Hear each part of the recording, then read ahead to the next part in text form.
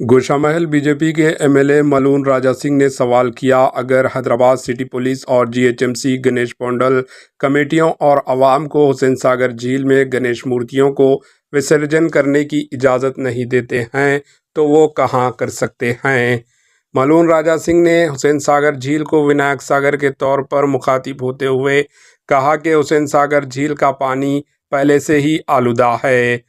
GHMC commissioner को हुसैन सागर में गणेश विसर्जन की मुखालिफत करने वालों को ये बताना चाहिए कि टैंक बंड में गणेश मूर्तियों का विसर्जन करना एक रिवाज है। Bureau report HN news. మొత్తం బ్యారికేడ్ పెడుతున్నారు పోలీసులు.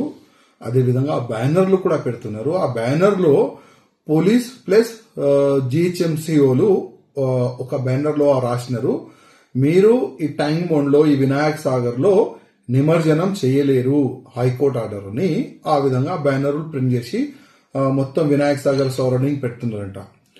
నేను ముఖ్యమంత్రి గారికి అదేవిధంగా జిహెచ్ఎంసీ కమిషనర్ గారికి ఒక మాట అడగాలనుకుంటున్నా. గతంలో కూడా ఇట్లాంటి ఇష్యూస్ చాలా వస్తున్నాయి.